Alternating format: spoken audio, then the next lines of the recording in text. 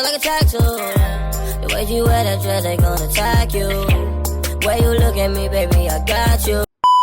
Good morning. Do my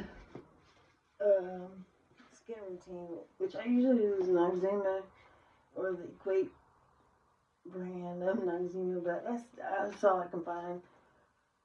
My peel-off mask, the cucumber one, which is good too. You can see it wrinkling. But yes, let's do this together. Wow, I'm not gonna peel it though. I might. While I talk about the best movie I've seen in I don't know how long. It's wow, you guys, look, it's coming right up. I wasn't planning on peeling it off right now, but there it goes, like this. See how fine this is. Maybe the best movie I've seen in a while. Sinners. If you haven't seen it, I give you guys 2 thumbs down. I'm joking. But if you haven't seen it, please go see it. It is such a great movie. I give it 20 out of, I give it whatever, I think it's, let's just go normal, 10 out of 10.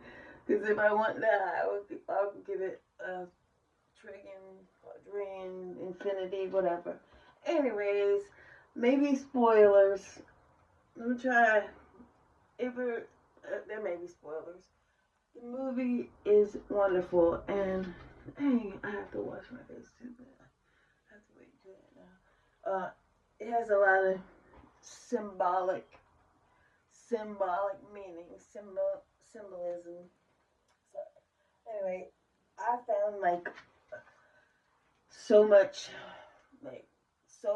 it was deep without trying to be deep. It didn't push anything in your face. It was just enjoyable, like regardless of anything. So it's about twin brothers, Michael B. Jordan.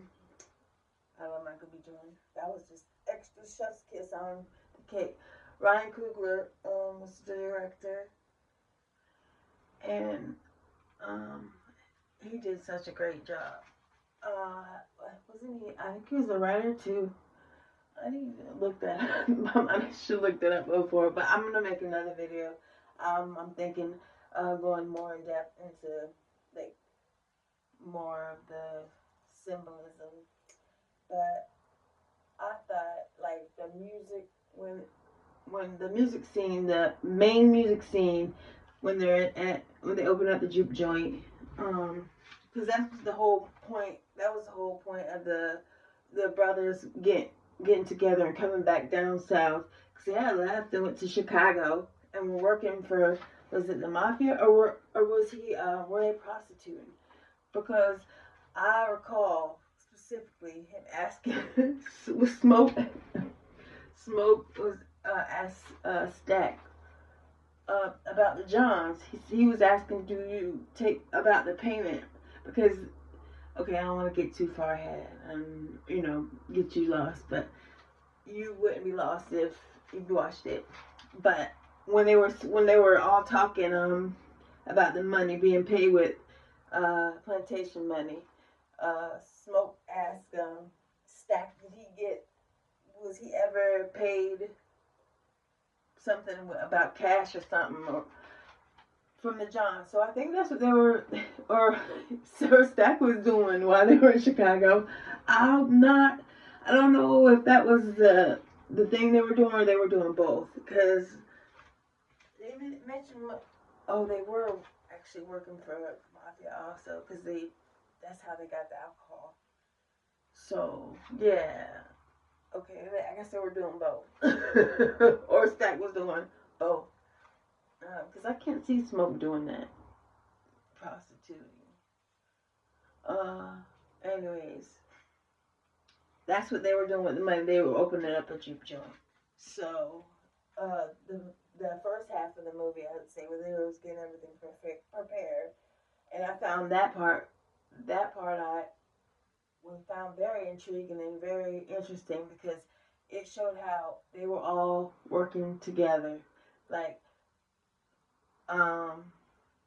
the Asians market. he went to pick up Slim to play the who was he playing? The harmonica. Ooh, yeah.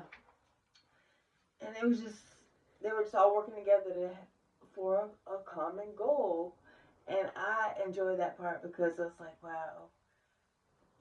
In the white man, well, we thought he was working, helping, but it turns out and he had ulterior motives. Yes, so that was the main part of the first part of the movie. And then come to find out, Mary and Smoke Mary's the white woman, and her and Smoke have a relationship, and she kind of was like, I was like kind of irritated with her because she kept pushing the issue of the relationship and like trying to make it so publicly known, and knowing during those times that could get that man, like, get him killed and her killed, like during those times, especially during those times, and because even Slim was talking about how one of his friends was unalived at the train station. Well, they blamed him for stealing money, but anyways, they could be just unalived for being associated or being like accused of something. So I was just like, why does she keep coming on so strong and so publicly when she knows the consequences of her actions, especially on him? You know, she might have not been harmed. She could have, but it was more likely he would have been the one that was harmed in that situation if they would have got caught. But let me get back to the music. Was phenomenal and they incorporated the different traditional music, and they had the Choctaw Native Americans on there, which they were chasing Remick, which was a vampire who showed up at these two racist couple's house, and they came by their house and were looking for him, and they lied and said he wasn't there, and they were like, he's not what you seem, and that had me thinking like, oh, I wonder. I was like, oh, okay, because I knew what it was about, but my boyfriend tried to tell me it was like The Color Purple. So I was like, no, I think it's a horror movie. He's like, oh, no, it's not horror, it's The Color Purple, because I know he doesn't like horror movies. So when I found out he had me, I was like, okay, well maybe I was wrong. Maybe it's not a horror movie. So when I finally finished it, I was like, you didn't watch the whole movie, did you? He's like, no, but I'm gonna definitely go back and he has to watch it. It's just too good to miss. But yeah, when Remick and the couple showed up at the juke joint later on that night, I was like, what? They had banjos and they played the song and the music, and what they were singing the song about pick drive. I was like, they were looking like, that's kind of strange. Yeah, but the Irish folk music in the movie, so beautiful, and the jig. Is that what's called, the jig? Is it the jig? That was, no, it was a river dancing. I can't remember. It was brilliant anyways. Yeah, I'm all over the place right now. But I wanted to say, Mary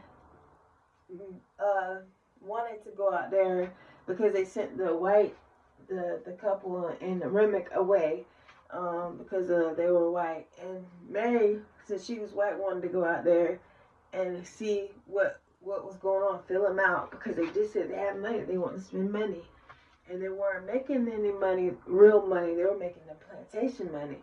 Back then, some places on the plantation, I don't know if it was all plantations, it probably was, they would give them money that they can only spend in their stores, like Monopoly money. I'm gonna come back and like make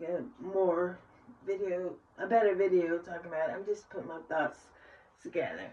But when she went out there and tried to figure them out, then that's when they got her and turned her. And I found it interesting that the white woman was the one who came in and brought the chaos into them, into